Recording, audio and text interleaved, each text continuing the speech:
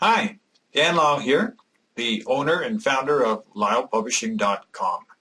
And I'd like to briefly tell you how I might help you with the difficult, big problem of tepid participation in a congregation by helping members express their God-given talents together.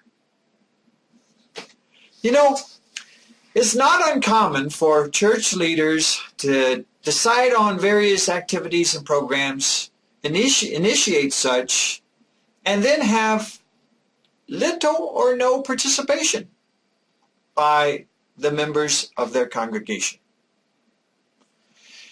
Thinking that all they need to do is to decide and give orders, these church leaders sadly discover that volunteer organizations are composed of volunteers.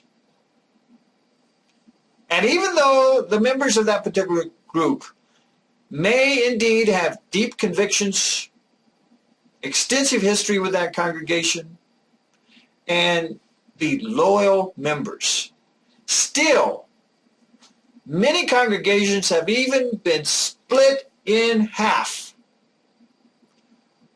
when church leaders take eager participation of their members for granted. The truth is that volunteers, when they are not convinced of the need or the validity of various activities and programs, might not openly rebel as in, a split, but they can easily and readily withhold their time, their talents, their money, and their active participation. This is strikingly evident in the often quoted statistic that in many religious congregations, most of the actual work is accomplished by only a handful of the members, right? Haven't you seen this? So here's the key critical question for you to consider.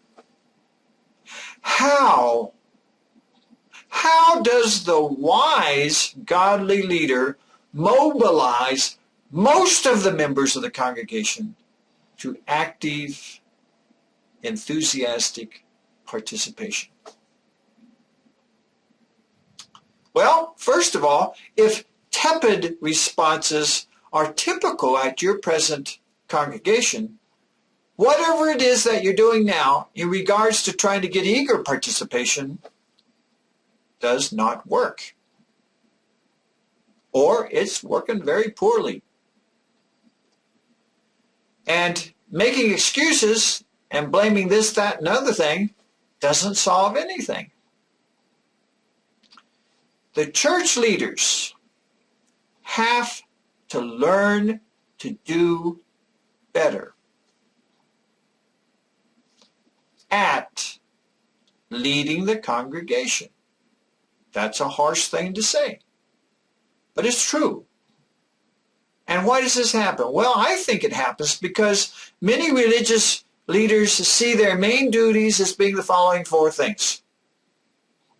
Number one, defending doctrine. Number two, excluding those who have different beliefs. Number three, upholding and protecting tradition. And number four, promoting established rituals and ceremonies.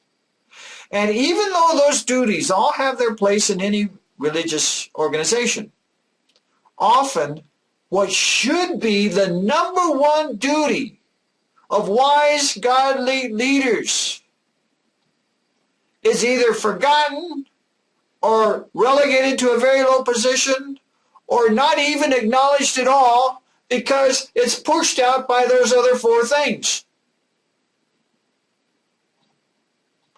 And therefore, The leaders are often unable to even consider the idea that they can learn and do better at the number one duty, when it isn't even on the table at all. It's not even being considered. And just what is this proposed number one duty of religious leaders? Well, in my book, The Book of Lyle, I take the reader along with me on an autobiographical adventure that culminates in discovering a spiritual truth based upon the entire history of religion in the entire world for mankind. And that number one duty, namely, is this: to best help one's members use their God-given talents together, attempting to do great things to the glory of God.